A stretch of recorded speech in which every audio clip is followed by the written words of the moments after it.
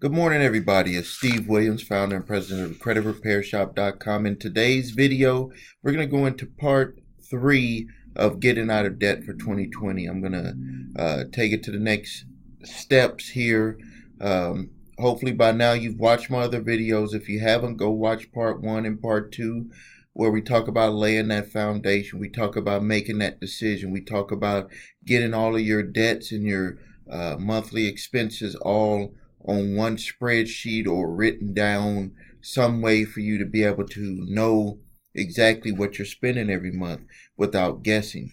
And in today's video, we're going to go into how to come up with money, because you have a debt problem because you can't either pay your bills or your expenses or your investments. I call them investments. I don't like to call them bills, because when you're paying for something that you want in your house, or you're paying for that car that you're driving, that's something that's a luxury to you that makes your life easier. So it's not like you're paying bills, but it is, in essence, a bill.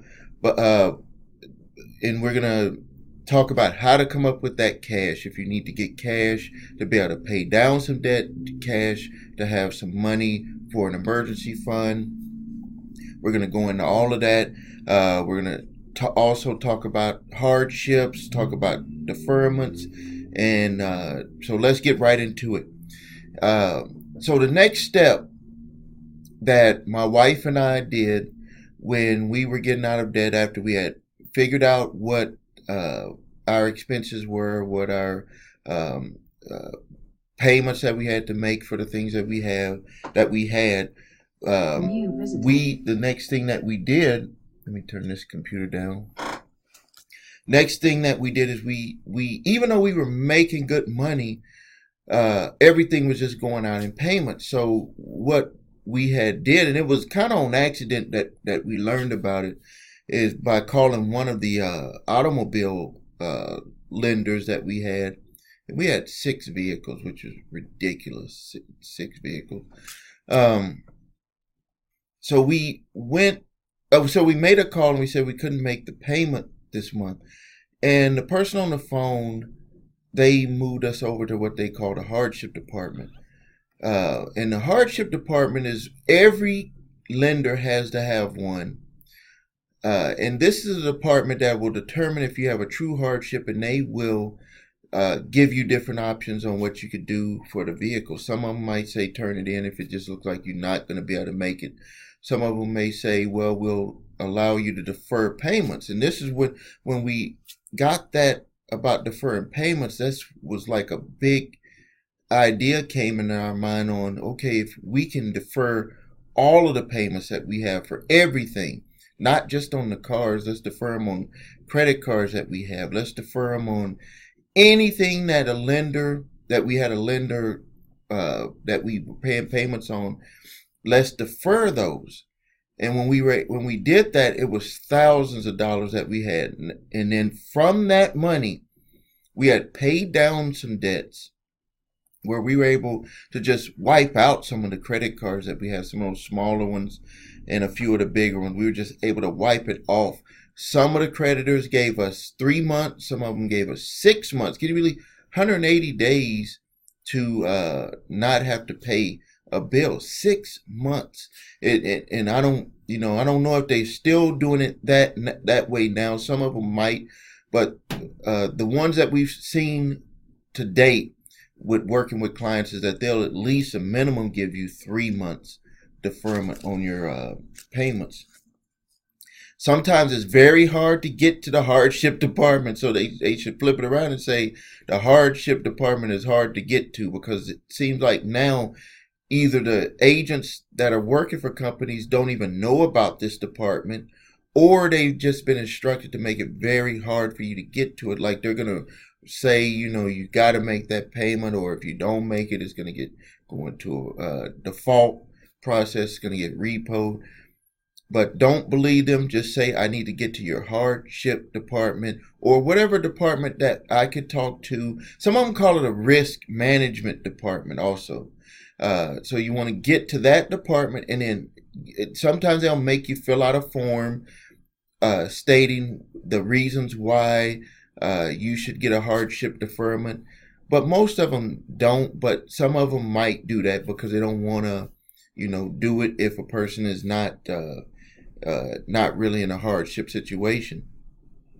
And then once you get it, you can't blow the money. Don't get it and then go buying stuff with it. What you want to do is you want to put some aside for an emergency fund if you haven't done that already. That's for if you need for something, a medical bill comes up or a car repair comes up, stuff like that. So you don't have to use a credit card or don't have to borrow any money from anybody. So, and then the rest of it, you want to pay down as much debt as possible. And that goes back to if you have everything written down, like I told you to do in video number 2, you would know what you would be able to pay down, what you'd be able to pay off. And I'm going to get into some strategies in the next video on how to be able to use that money and get settlements on stuff, so you won't pay the amount. If you owe $1,500, you won't be paying $1,500 to pay it off. Or if you owe $2,000 or $3,000 or $4,000, $5,000, you won't be paying that amount if you do it the right way, on the way that I'm going to instruct you in the next video. But in this video, we're just going to talk about how to come up with money. So the first one is to get those payments deferred. That's the quickest and easiest way, because that's going to help you with money that you're already would have had been paying to your creditors. Even if now let's go to the next step. If you were not able to be paying your creditors already, you may not be able to get a deferment, or you may be able to get a deferment, but you're low on funds already because that's why you haven't been able to pay them. Then you need to go into these other steps, and you should do all of these steps regardless. But this is for the people that you're already where you can't even pay your bills, where maybe there was some type of loss of income or something like that happened. Then you need to get into these other strategies, and these are like some ones that people really don't like doing, but you have to maybe look at selling some things that you have. We ended up selling vehicles. We ended up actually giving vehicles back to the dealer, and I'll tell you in a later video on what we did after that, after we gave them back or gave to the lender. You need to go through your house and look at all of the stuff that you might be hoarding and just get rid of it. Sell it. If you don't even sell it, get rid of it, donate it somewhere, because you get the clutter out of the house. My wife and I do this all the time, where we're just like, this is stuff that we're not using. Let's either donate it or sell it. And there's just different, you never know what you might have laying around that you can get some money for and then pay off debt, or be able to just be able to have some money to do things that you need to do for the household that's more immediate. The other thing is to get a second job. I know that might be harsh for some of you because you're probably tired of coming home and you're working your job right now. And some of you might even have a second job right now. And if you have a second job, then you really need to do these strategies, because you cannot maintain your life, quality of life. And I'm not talking about on a material level. I'm talking about quality of your life, being able to relax and being able to not have to be working all the time. If you don't take, this strategy will help you stop working a second job. And when I can remember when we were building our business, my wife and I, just so we didn't have to ever go back to working for someone, we would do delivering telephone books and passing out flyers for grocery stores, doing all types of stuff to not have to go back and work for someone while we were, still building our business. But if you have a second job, you really need to take this, get those deferments and really focus on paying down that debt and getting rid of stuff that you just don't need or can't afford at this time. so you can reset yourself and uh, be able to make, so you can sustain yourself without working a second job, because that's just a lot of pressure on people. And then the other thing is that what you should do and consider is starting a home-based business. And there's a lot of different ways that people will consider on starting a home-based business. Is some of them might be getting into network marketing, or some people might want to start a lawn care business, or maybe even get into advertising business like I'm in, or credit repair, or some type of business. The advice that I would give you on that is get into something that you know and that you like. Don't get into it just because you see the money in it. It has to be something that you like doing. When I've done different businesses and stuff, the ones that didn't work are the ones that I just really didn't like doing, or the ones that I didn't continue doing is the ones that I didn't really get something out of doing. Because if you're going to be successful in business, it's going to be a little bit of time before you make money in that business. It's rare that you jump into a business and you're making money to sustain yourself at the beginning. And also, if you get into something like network marketing or something like that type of business, or it really any business, you need to get with a mentor, someone that's gonna tell you stuff that you don't know, and you have to accept it. You can't go into business thinking that you know everything about it. We all tend to do those types of things, but you just can't do that. If you want to, a mentor is like a bridge, a bridge from you getting to what you see what you want on the other side of the bridge, but you don't know how you're going to get there. The mentor is going to just give you ideas and help you get over that bridge, so you don't keep bumping your head over and over and over again, which is something that I've done, and people that I know have done. Is when you get that mentor, or a mentor doesn't even have to be someone that you talk to. It could be someone that you just listen to, that you listen to their audios or videos, and then you just put their stuff into action, or you see how they've done it, read a book about them, and if you can figure out what they've done. A lot of books, they don't really go into it, even if it's a book that they claim was written by one of them. They don't actually give you the steps, but if you kind of figure it out and say, oh, they must have did step 1, 2, or 3 to get to where they're at right now, that could be just as good as having a mentor that you talk to, because it just gives you a bridge, and then you figure out stuff as you go. But home business would be the best one, because then it could be, at least if you're spending time away from your family, this would be a way that at least it's like you're in control. Because I know if you work for someone, and if you're working for 2 different companies, it could be very taxing on your mind, on your spirit, because it's like, I got to go from one place and I got to get to this other place. And then I'm not the type of person that'll also tell everyone that you should own a business. If you're not of the mindset of owning a business, there's a lot of responsibilities with owning a business. Then you should just work for people, but you should have a goal to be the best employee for them, so you can move yourself up and get a raise, so you don't have to worry about working 2 jobs. And if you're working a job that is not conducive to you being able to make the amount of money that you want to make to sustain yourself, or to flourish, to be able to live a more prosperous life, then you need to look at moving on from that job. But until you move on from that job, you need to be the best employee at that company, and then that will get you a reference over to another company. And also, what will happen is someone will probably see that you're a good or great employee, and they will ask you to come work for their company. It just works that way. So this is the ways that you could come up with cash. They're simple, easy. Maybe you have some other ideas for it, but these are, real life strategies that my wife and I used to be able to start getting ourselves in the position to be able to get out of debt. Because it's not going to be fun if you just continue living your life in debt. You know that you don't want to be in that position, and that you just have to be able to move forward.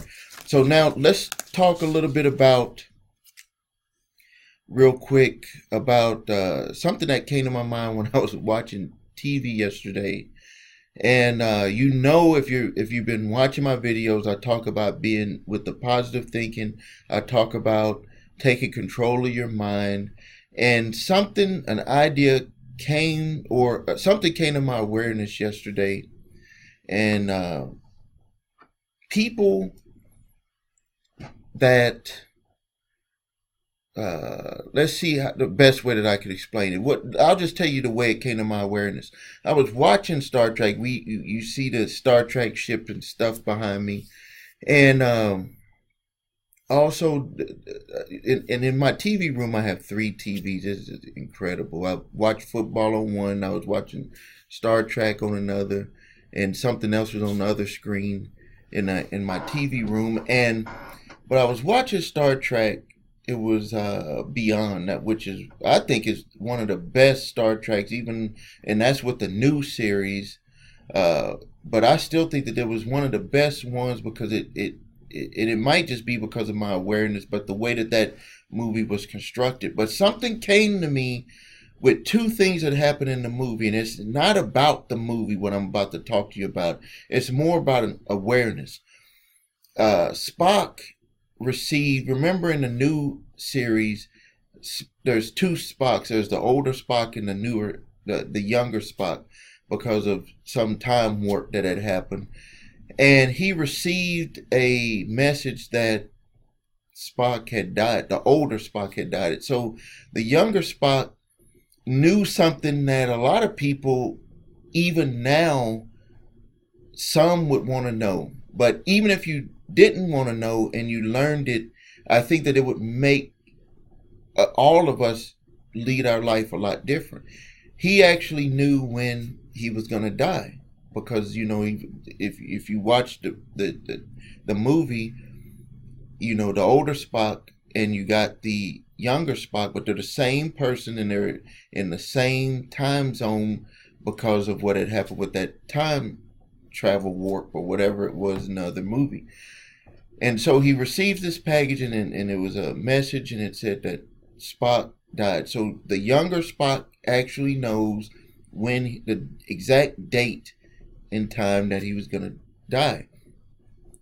And then, so I was thinking to myself, if I knew when I was going to die, what would really matter on what I do day to day? What would really matter? Because if you knew that you're going to die on a certain day, what would you do different day to day in your life? Because when it's all said and done, everything that we do here, if it wasn't done for the betterment of ourselves, the betterment of our family, the betterment of our communities, and then we die on that, whatever that day is, really, what did all of the stuff, good or bad, that you did, what does it matter on that day that you're going to die? What does it really matter? So what I was thinking was, all of the fears, all of the frustrations, all of the hurdles that we put in front of ourselves because of the way that we see things and the way that things come to us from the outside, rather than us taking control of what we have control of and projecting it from inside out. What a difference that would make if you knew that day. Because I think that all of us would take more control of our lives. And then another thing that happened in the movie, which was more about an awareness that came to my mind, was the reaction that a movie or something on TV can give you or give us when it's not even real. And I immediately while I was watching that movie, turned off my senses to allow something from the outside to control the way that I feel. You've done it before, or you watched a movie or listened to music, and you saw that it had an effect on the way that you feel. That is a false feeling. I'm telling you, that is false. That is the outside telling you how to feel, how to react. That is a total false feeling. And when I thought about it, I was thinking the TV was the trainer of all of us on how we should feel. First it was the radio, and then it was the TV. And once the so-called people in the know figured out that they could control the majority of us through radio and TV by controlling our senses.